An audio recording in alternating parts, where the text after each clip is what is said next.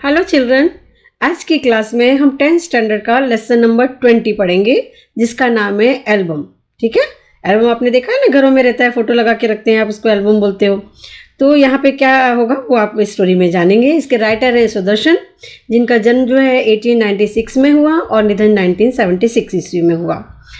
सुदर्शन जी का जन्म जो है पश्चिमी पंजाब, वर्तमान जो प्रेजेंटली जो है पाकिस्तान में सियालकोट नगर में हुआ था। उन्हें बचपन से ही कहानी लिखने का बहुत शौक था। उन्होंने प्रारंभ में हिंदी में लिखना शुरू किया, उर्दू में लिखना शुरू किया था। पहले वो उर्दू में लिखा करते थे और बाद में हिंदी में लिखने लगे। उनकी पहली कहानी सरस्वती नामक पत्रिका में 1920 में छपी थी। कभी 1920 में, 1920 में। हिंदी कहानी क्षेत्र में प्रेमचंद के बाद, प्रेमचंद जो हमारे देश के बहुत बड़े लेखक हैं, तो उनके बाद अगर किसी का नाम लिया जाता है तो वो है सुदर्शन जी।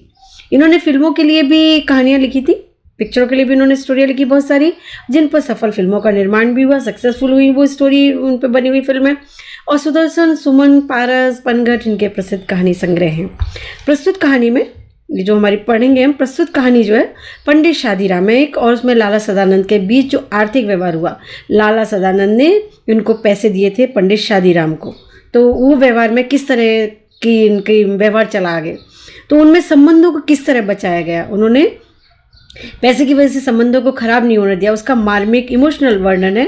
आजकल पैसों के कारण संबंधों में दरार पड़ जाती है और ऐसे समय में मानव मूल्यों का जतन करने की प्रेरणा इस कहानी से हमें मिलती है कि पैसे से भी ज़्यादा इम्पॉर्टेंट आपके लिए संबंध होने चाहिए, रिलेशंस होने चाहिए। स्टोरी है कि पंडित शादीराम ने ठंडी आह भरी और सोचने लगे। पर एक पंडित शादीराम है, वो एक ठंडी आह भरते हैं, टेंशन में है, और क्या ये ऋण कभी सिर से नहीं उतरेगा। मतलब उनके दिमाग में एक चीज़ चल रही है कि जो मैंने उधार ले रखा है, क्या मैं उसको ज़िंदगी में कभी नहीं चुका पाऊंगा। वे गरीब थे परंतु दिल के बुरे न थे। वे जानते थे कि जिस तरह भी हो अपने यजमान लाला सदानंद का रुपया मुझे अदा करना ही है, मतलब मुझे पैसा वापस कर देना ही है उनको। उनके लिए एक एक पैसा मोहर के बराबर था, मतलब एक एक पैसा जो है सोने के सिक्के के बराबर था। मोहर बोलते सोने के सिक्के को। अपना पेट काट कर बचाते, मतलब अपनी कंजूसी करके अपने खाने पीने में, अपनी ज़रूरतों में काट के पैसे बचाते, पर जब 4 पैसे जमा हो जाते तो कोई ना कोई ऐसा खर्च निकल आता था जिससे सारा पैसा उड़ जाता, यानी कि खर्च हो जाता। शादीराम के हृदय पर बर्छियाँ चल जाती थी, मतलब वो बहुत दुखी हो जाया करते थे ये सब देखकर, और वे कुछ कर न पाते थे। कुछ चारा ही नहीं था, क्या करे, कोई ऐसी मुसीबत आ गई तो वहाँ खर्च करना ही पड़ेगा पहले उनको। इसी तरह कई साल बीत गए। शादीराम ने पैसा बचाकर 80 रुपये जोड़ लिए। कितने रुपए जोड़े उन्होंने? 80 रुपये। उन्हें लाला सदानंद के 500 रुपये देने थे। कितने रुपए देने थे वापस उनको? 500। ध्यान रखना, ये 500 रुपये देने थे उनको। इस 80 रुपये की रकम से ऋण उतारने का दिन आता प्रतीत हुआ। ऐसा लगा कि 80 रुपये तो दूँ कम से कम, तो कुछ बोझ कम हो जाए। परंतु उनका लड़का लगातार 4 महीने बीमार रहा। लड़का जो 4 महीने के लिए बीमार पड़ जाता है और पैसा करके बचाए हुए, एक पैसा करके जोड़ा हुआ रुपया दवा दारू में खर्च हो गया, यानी कि उसके लिए इलाज में वो पैसा पूरा खर्च हो जाता है। पंडित शादीराम ने सिर पीट लिया, बड़े दुखी हुए। अरे मैं तो पैसा उनको देने के लिए जोड़ा था। अब चारों ओर फिर अंधकार था, उसमें प्रकाश की हल्की सी किरण भी दिखाई न देती थी, और उन्होंने ठंडी सांस भरी और सोचने लगे कि क्या ये ऋण कभी सिर से नहीं उतरेगा। वो सोचते हैं कि क्या मैं ये कर्ज कभी चुका नहीं पाऊंगा, हमेशा ऐसा ही होता रहेगा मेरे साथ में। लाला सदानंद अपने पुरोहित की व्यवस्था को जानते थे। जो लाला सदानंद थे, जो पैसे देने वाला आदमी था, वो भी जानता था कि मेरा पुरोहित जो है, जो शादीराम है, वो पैसा तो देना चाहता है, लेकिन उसकी मजबूरियां हैं। वे चाहते थे कि पंडित जी रुपए देने का प्रयत्न न करें। वो ये चाहते थे कि पंडित जी ज़्यादा परेशान न हो पैसे देने के लिए, कि मुझे पैसे वापस करने होने।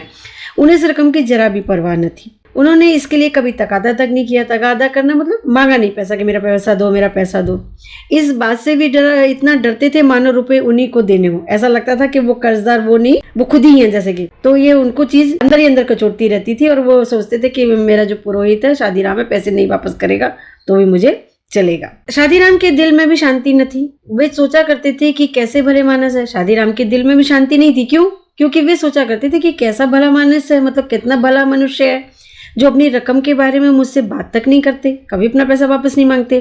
खैर ये कुछ नहीं कहते सो तो ठीक है, परंतु इसका तात्पर्य ये थोड़े ही है कि मैं भी निश्चिंत हो जाऊँ। अगर ये कुछ नहीं बोलते हैं तो इसका ये तरीका तो नहीं है कि मैं भी चुपचाप होकर बैठ जाऊँ, पैसे देने के बारे में सोचूँ ही नहीं। मेरी तरफ इनका रुपया निकलता है और मुझे देना चाहिए। मैंने इनसे पैसा लिया इसलिए मुझे वापस करना चाहिए। उनमें लाला सदानंद के सामने सिर उठाने का साहस नहीं था। यदि लाला सदानंद ऐसी सज्जनता न दिखलाते और शादीराम से बार बार अपने पैसे मांगते, तब शायद उनके दिल को ऐसा कष्ट न होता।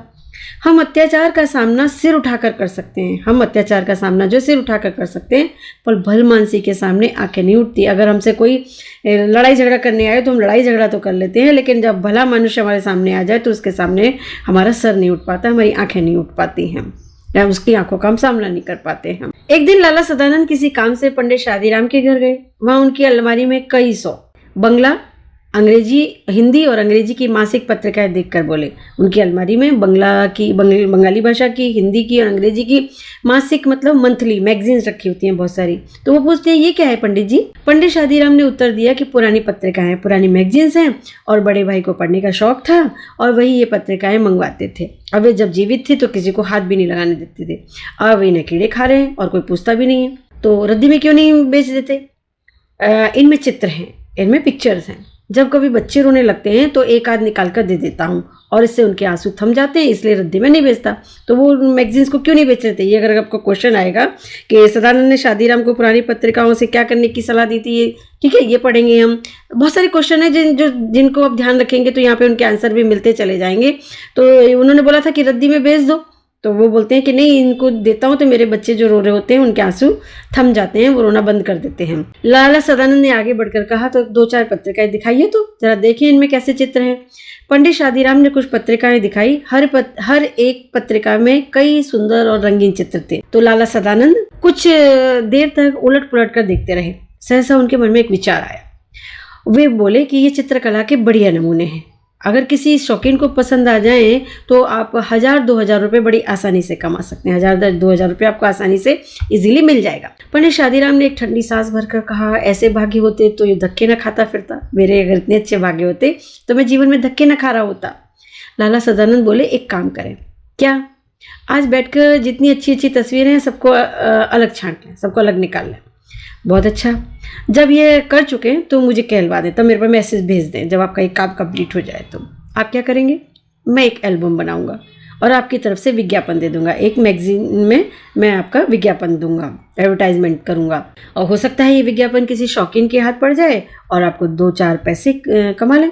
तस्वीरें बहुत बढ़िया हैं, आपके पास जो तस्वीरें हैं वो बहुत ही अच्छी हैं, जिनकी वजह से आपको 2-4 रुपये कमाने के लिए मिल सकते हैं। पंडित शादीराम को यह आशा न थी कि कोयले की खान में हीरा मिल जाएगा। कोयले की खान में हीरा, है ना। अलमारी में ऐसे ही धूल चाट रही थी सारी की सारी बुक्स और उनमें उनको पता ही नहीं था कि ये तो मेरे पास हीरा है।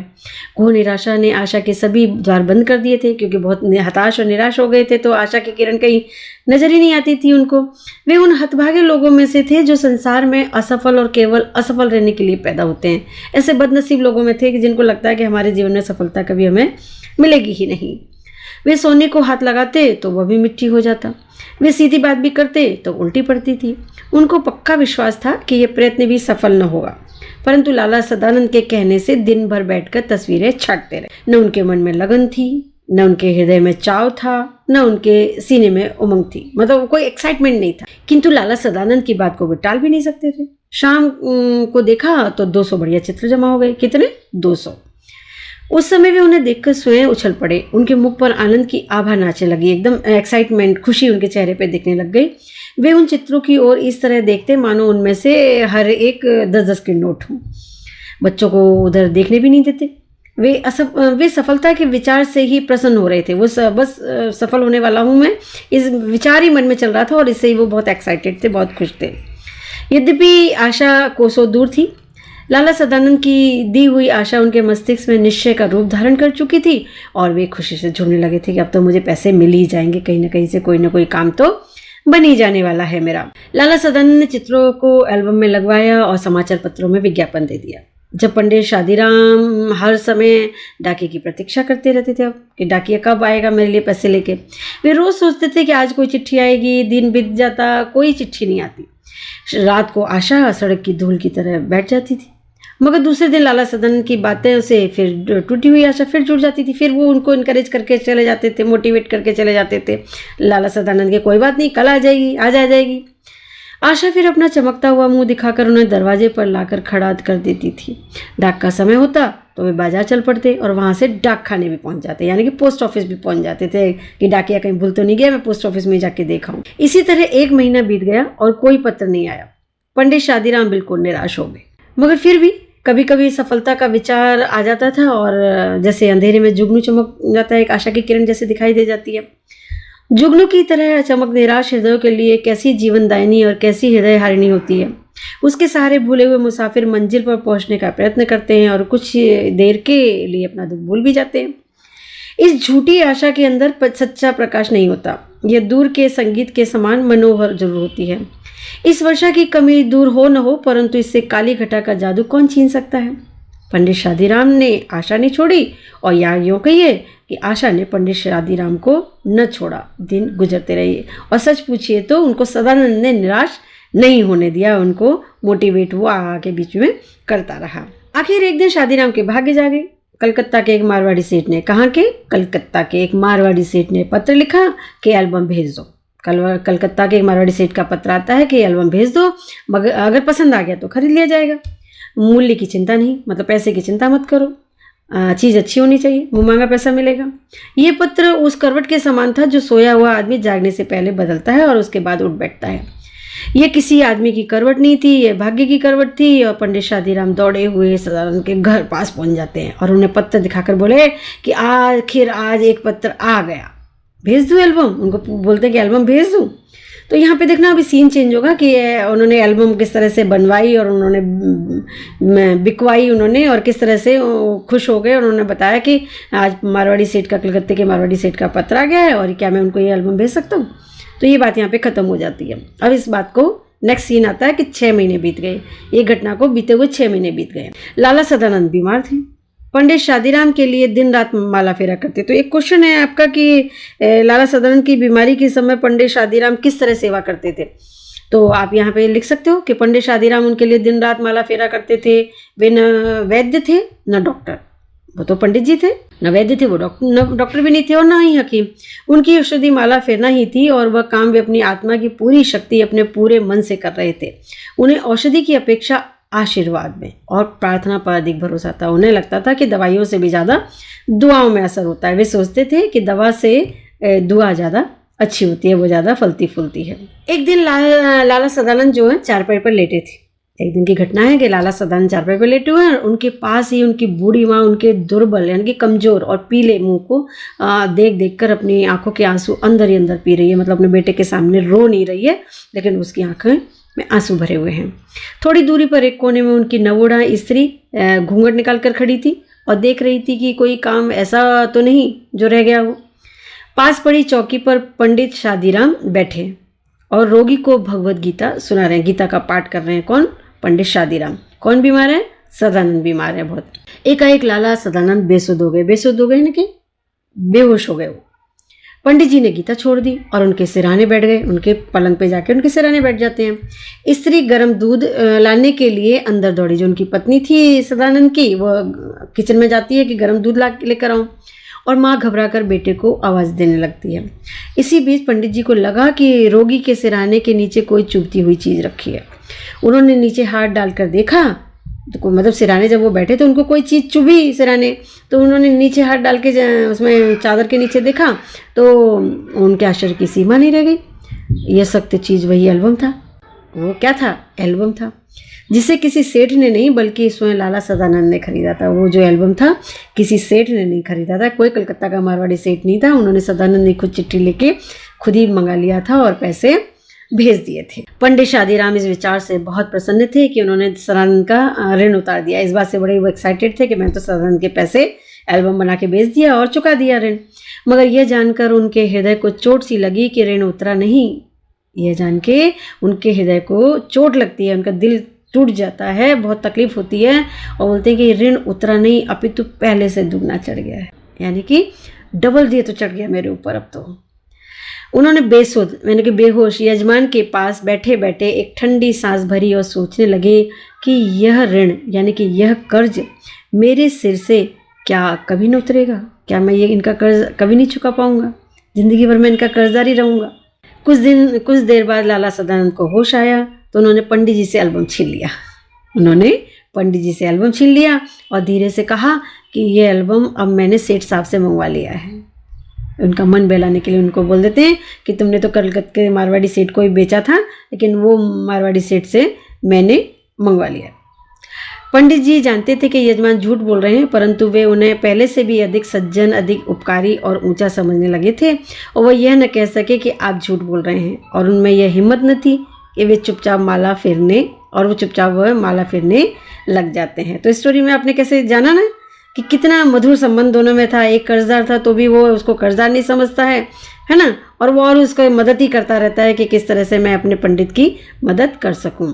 यहाँ आपके थोड़े शब्दार्थ हैं। ऋण का मतलब है कर्ज या उधार, अदा करना यानी कि चुकाना, व्यवस्था यानी कि मजबूरी, परवाह मतलब चिंता, हतभागे मतलब अभागे या भाग्यहीन, आभा मतलब चमक, जीवनदायिनी या जीवन देने वाली, हृदयहारिणी मन को लुभाने वाली, और चिरंजीवी है बहुत समय तक जीवित रहने वाला, पुत्र को भी बोलते हैं चिरंजीवी भव, और वैद्य यानी कि आयुर्वेदिक चिकित्सक, और दुआ यानी कि प्रार्थना, बिनती या आशीष, और बेसुध का मतलब होता है बेहोश। यह मुहावरे दिए गए हैं थोड़े। ठंडी आह भरना का मतलब है दुखी होना, पेट काट कर बचाना यानी कि थोड़े खर्च में काम चलाना, और हृदय पर बर्छियाँ चलने का अर्थ होता है कि अत्यधिक चुभने वाली बात कहना। यह थोड़े आपके MCQ हैं कि पंडित शादीराम अपना ऋण क्यों नहीं उतार पाते थे। क्योंकि बचे हुए पैसे किसी न किसी तरह खर्च हो जाया करते थे, है ना। देना तो चाहते थे लेकिन कोई ना कोई काम आ जाता था। शादीराम पुरानी पत्रिकाएं बेचते नहीं थे। क्यों?